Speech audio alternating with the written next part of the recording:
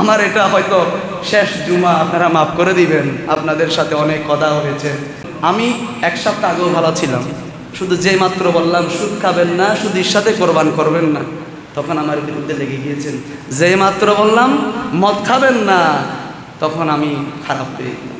যেই মাত্র বললাম ঢাকার মধ্যে মন্দিরের ছবি দেওয়া হয়েছে, মসজিদটা কেন বাদ দেওয়া হয়েছে, এই যে মাত্র বললাম, তখন আমি খারাপ হয়ে গেলাম।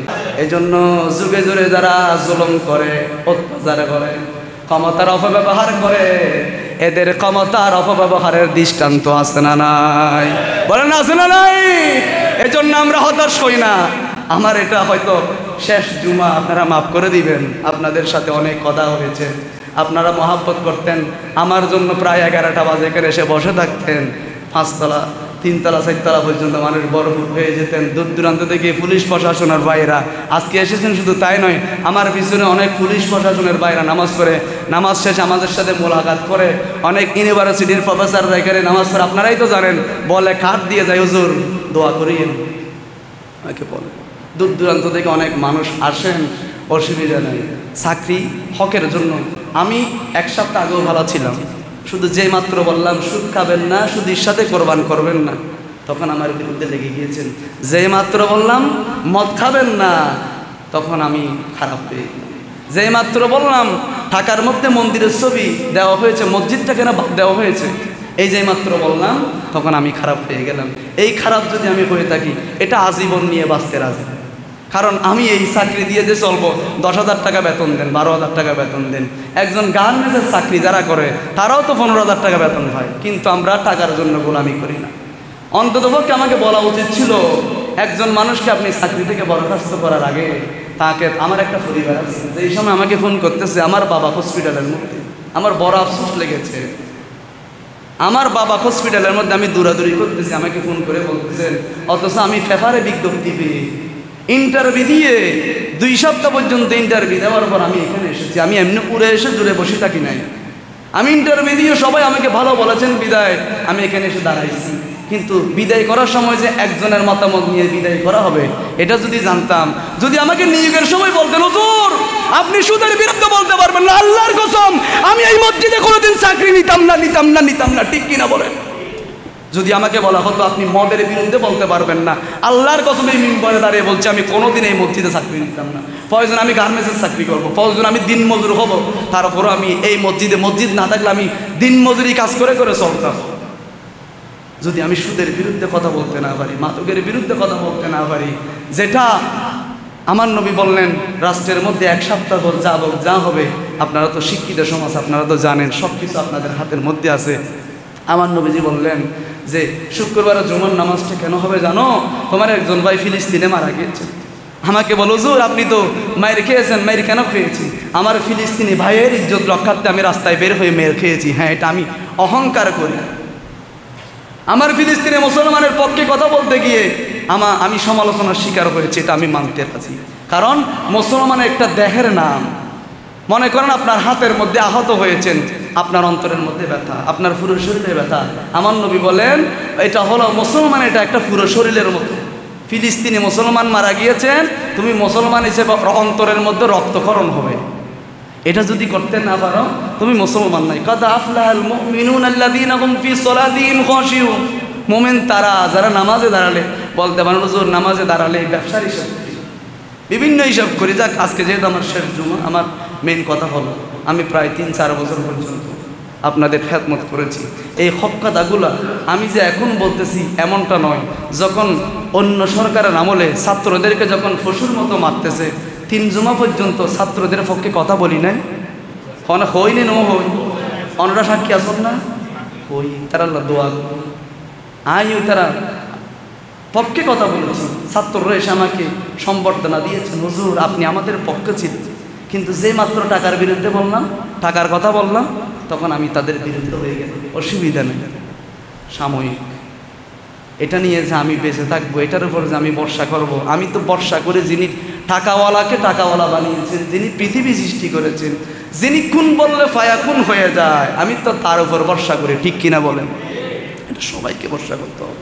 এজন্য রব্বুল আলামিন লাস্ট আয়াতের মধ্যে জানিয়ে দিয়েছেন, আল্লাহ রব্বুল আলামিন বলেন যাদের মিজানের পাল্লা হালকা হবে ওই ব্যক্তিরা, গুনার পাল্লা যাদের ভারী হবে, ওয়া আম্মা মান খাফফাত মাওয়াজিনুহু, মিজান আমার নামও মিজানের বহু বচন হচ্ছে মাওয়াজিন, যাদের মিজানের পাল্লা গুনাই ভরপুর হবে। আপনি মনে করছেন আপনি একটা থাপ্পড় মেরে বাহাবা, আপনি খেয়াল করে রাখেন এই থাপ্পড় আপনার ছেলেকেও ভোগ করতে হবে, আপনার ছেলের ছেলেকে ভোগ করতে হবে, নইলে নবীজির হাদিস মিথ্যা হয়ে যাবে। আমার নবী বলেন তুমি একজনকে থাপ্পড় মেরেছো, রিপিট যদি সেই থাপ্পড় মারি দেয় তাহলে বাঁচি গেছো। কেন? আমার নবী যখন যুদ্ধের মাঠের মধ্যে যুদ্ধে যাওয়ার জন্য সাহাবায়ে কেরামদেরকে লাইন ধরালেন, একজন সাহাবীর ফ্যাট মোটা ছিল, আমার নবীজির লাঠি দিয়ে তার ফ্যাটের মধ্যে গুঁতা দিয়েছেন। ওই সাহাবী আমার নবীর বিরুদ্ধে নালিশ দিয়েছেন। আমার নবী যুদ্ধের ময়দানে যাওয়ার জন্য সবাইকে রেডি করলেন। উনি বললেন এক্সকিউজ মি, আমার একটা অভিযোগ আছে ইয়া রাসূলুল্লাহ, আপনি ডিক্লার দিয়েছেন কে কি পাবে দিয়ে দেওয়ার জন্য, আমি আপনার থেকে পাবো, কি পাবে? বললেন আপনি আমাকে যুদ্ধের ময়দানের জন্য রেডি করাচ্ছেন, এমন সময় আমার ফ্যাটটা মোটা থাকার কারণে গুঁতা মেরেছেন। এই গুঁতা মেরেছেন, এখন আপনি যেহেতু ডিক্লার দিয়েছেন কেসাস নেওয়ার জন্য, মাইরের বদরুম মাইর, আমি এটা পূরণ করতে চাই। সৈয়দনা ফারুক আজম তরবারি নিয়ে দাঁড়িয়ে গেছেন। এই তুমি কার সামনে কি বলছো জানো? ইনি খলিফা, উনি রহমতুল লিল আলামিন, উনি হাবিবুল্লাহ। আমার নবী বলল ওমর থামো, এটা বান্দার হক, আমি যেহেতু তোকে গুঁতা মারছি, ওর ইচ্ছা হচ্ছে আমার ফ্যাটে গুঁতা মারবে। আমি রহমতুল লিল আলামিন দুনিয়াবাসীর জন্য, কিন্তু আমি তো একজন মানুষের উপর অত্যাচার করতে পারি না, জুলুম করতে পারি না, এটা ইসলাম কখনো সমর্থন করে না। একজন মানুষের উপর আপনি জুলুম করবেন, আমার নবী বলে ইসলাম কখনো এটা সমর্থন করে না। তুমিও আমাকে লাঠি দিয়ে গুঁতা মারো। ওই সাহাবী বললেন ইয়া রাসূলুল্লাহ, যেই সময় গুঁতাটা মেরেছেন ওই সময় আমার গায়ের মধ্যে কাপড় ছিল না, আপনি যদি সত্যি সত্যি যদি কেসাসটা পালন করতে চান আপনার জামাটা খোলেন, গুতাটা আপনার সরাসরি ফেটের মধ্যে মারবো। সুবহানাল্লাহ বলেন। ওমর ফারুক তরবারি নিয়ে দাঁড়িয়ে গেলেন। এই ভাই তুমি কি বলছো জানো কি? রহমতুল লিল আলামিন। আমার নবী বললেন ওমর তুমি থামো, এটা বান্দার হক। আমার নবীজি নূরানী শরীর থেকে জুব্বা মুবারক করলেন। ওই সাহাবী দেরি করে নাই, আমার নবীর ওই শরীরের মধ্যে পিছনে গিয়ে ওই শরীরের মধ্যে সুমা দিয়ে ফেলেছেন। সুবহানাল্লাহ। আমার নবী আমাদেরকে এটাই শিক্ষা দিয়েছেন, উম্মত খবরদার, যেই ধোঁকা দেয় সে আমার উম্মতই নয়। বুখারী শরীফের হাদিস, যেই ধোঁকা দেয় সে আমার উম্মত নয়। এবার উনি নবীজির দরবারের মধ্যে দুই হাঁটু গেড়ে দিয়ে বললেন লাব্বাইক ইয়া রাসূলুল্লাহ, নবীজি বেয়াদবি করার জন্য আপনি আমাকে মাফ করে দেন। নবীজি আমি কালামুল্লাহ শরীফের মধ্যে জেনেছি মা কানা মুহাম্মাদুন আবা আহাদিম মির রিজালিকুম ওয়ালাকিন রাসূলুল্লাহি ওয়া খাতামান নবীন। আপনার নূরানী শরীরের মধ্যে মোহরে নবুয়ত আছে, আপনার নূরানী শরীরের মধ্যে মোহর মেরে দেওয়া হলো। আপনি যে নবী, আপনার শরীরের মধ্যে মোহর মেরে দেওয়া হলো। অনেক দিনের জল্পনা কল্পনা, অনেক দিন পর্যন্ত প্ল্যান প্রোগ্রাম করেছি আপনার শরীরের মধ্যে একটু চুমা দেব, আপনার শরীরে চুমা দেব। আপনার শরীরের মধ্যে চুমা দিয়ে আমি আমার স্থানটা জাহান্নাম থেকে দূরে রেখে জান্নাতি করেছি। সুবহানাল্লাহ বলে। ইয়া রাসূলুল্লাহ আপনি আমাকে মাফ করে দেন, আমি বেয়াদবির জন্য করি নাই, আপনার মোহরে নবুয়তের মধ্যে চুমা দিয়ে আমার স্থানটা আমি জান্নাতের মধ্যে করে নিয়েছি। আমি বললাম সুদখোরের সাথে কোরবানির মধ্যে বিরা যাবে না। বললেন আমার কথাটা আপনি প্রকাশ করে দিলেন কেন? ও ভাই আমি তো এখানে হাজার হাজার মুসল্লি হয়, কাউকে আমি চিনি না। আমি কোরআনের কথাগুলো বললাম। নবীজি বললেন সুদ যারা খায় তাদের 70টা গুনাহ হয়। প্রথম নম্বর ছোট একটা গুনাহ হলো নিজের মায়ের সাথে জেনা করলে যেই গুনাহটা হয়, ওই গুনাহটা ওই ব্যক্তির আমলনামার মধ্যে তিনি দিবেন। বলেন তিনি কে? আর সবচেয়ে বড় গুনাহ হলো যারা সুদ খায় যারা মাদক খায়, মাদক খাওয়া অবস্থায় যদি কোনো মানুষ মারা যায়, ইয়াবা খাওয়া অবস্থায় যদি কোনো মানুষ মারা যায়, নবীজি বললেন ওই ব্যক্তি ঈমান নিয়ে মরে নাই, বেঈমান হয়ে ইন্তেকাল করেছেন। আমি নবীজি তার জন্য সুপারিশ করব না। লা ইয়াদখুলুল জান্নাতা জাসাদুন গুযিয়া বিহারাম, যার শরীরের মধ্যে বিন্দু পরিমাণ হারামের টাকা, বিন্দু পরিমাণ মাদক যার শরীরের মধ্যে ঢুকেছেন, তওবা না করা পর্যন্ত রহমতুল লিল আলামিন সুপারিশ করবে না। নাউজুবিল্লাহ বলেন। কিন্তু গতকালকে একজন ছেলে আমাকে টেলিফোন করে বলছেন আমার বাপের টাকা দিয়ে আমি মদ খাই, আমার বাপের টাকা দিয়ে আমি জুয়া খেলি। হুজুর আপনি কেন বলবেন?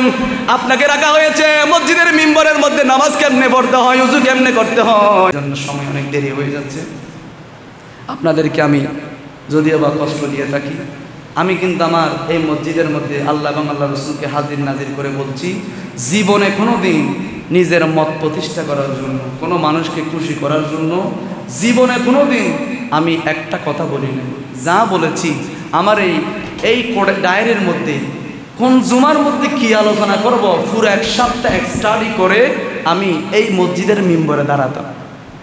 আপনারা জানেন এই জন্য অনেক শিক্ষিত মানুষ, ইউনিভার্সিটির প্রফেসর, কলেজের ছাত্ররা বিভিন্ন জায়গা থেকে দূর দূরান্ত থেকে আগে থেকে এসে বসে থাকেন। আমার মধ্যে কোনো অ্যালম নেই, যদিও বা আমি আপনাদের সম্মুখে প্রায় 4 বছর পর্যন্ত ছিলাম কথাবার্তার মাধ্যমে। আমি যেগুলো বলেছি, যদি সুদের জন্য যদি আমাকে ক্ষমা চাইতে হয় আমি ক্ষমা চাইতে রাজি নই।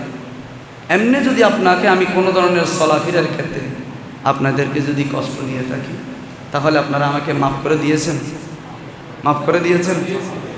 আমিও আপনাদের সবাইকে, আমি তো সবাইকে তেমন চিনি না, আমি আসতাম শুধু এখানে, কোনো দাওয়াতও আমি পড়তাম না, কোনো কিছু পড়তাম না, শুধু আসতাম জুমার আগে, জুমার নামাজ শেষ আমিও শেষ, চলে যেতাম। তারপরও আপনাদের প্রতি আমার কোনো আক্রোশ নাই। আমি এই মসজিদের মিম্বর থেকে বলছি, আমি আপনাদের সবাইকে মাফ করে দিয়েছি। যারা যেভাবে আমার বিরুদ্ধে বলেছেন সমস্যা নেই, কিন্তু আমি আমার পক্ষ থেকে সবাইকে মাফ করে দিয়েছি। আপনারাও আমাকে মাফ করে দিবেন। আর বিশেষ করে আপনাদের প্রতি অনুরোধ থাকবে, সবসময় হকের পক্ষে থাকবেন। হকের জন্য যদি আমার নবী 3 বছর জিয়ালে যেতে পারে, ওই নবীর উম্মত হয়ে আমরা কি জিয়ালে যেতে রাজি নয়? রাজি নয়। আমাদের মাযহাবের ইমাম, যাদেরকে আমরা ইমাম মানি, ইমামে আজম নোমান ইবনে সাবিত, ইমাম আবু হানিফা হকের জন্য জিয়ালে গিয়েছে। যে বড় বড় মাশায়েখ গ্রামের ইতিহাস যখন দেখবেন, হক কথা বলার কারণে সবাই জিয়ালের মধ্যে গিয়েছে, সবাই ফাঁসির কাষ্টের মধ্যে ঝুলেছেন। এজন্য আমার একটা অনুরোধ থাকবে, আপনারা সবসময় সত্যের পক্ষে, হকের পক্ষে থাকবেন, হক যেখানে সেখানে থাকবেন, আর আমার জন্য দোয়া করবেন। আমি আপনাদের জন্য দোয়া করছি, আল্লাহ রাব্বুল আলামিন আমাদেরকে ঈমানের সহিত, বেঈমান হয়ে নয়, ঈমানের সহিত দুনিয়া থেকে আমার নবীজির চেহারা দেখে দেখে, চেহারায় ওয়াদোহা দেখে দেখে, নবীজির মুখে কালিমা পড়ে পড়ে হৌজে কাউসারের ফানিকে এগিয়ে যাওয়ার তৌফিক দান করুন। ওয়া আখিরু দাওয়ানা আলহামদুলিল্লাহি রাব্বিল আলামিন। আসসালামু আলাইকুম ওয়া রাহমাতুল্লাহি ওয়া বারাকাতুহু।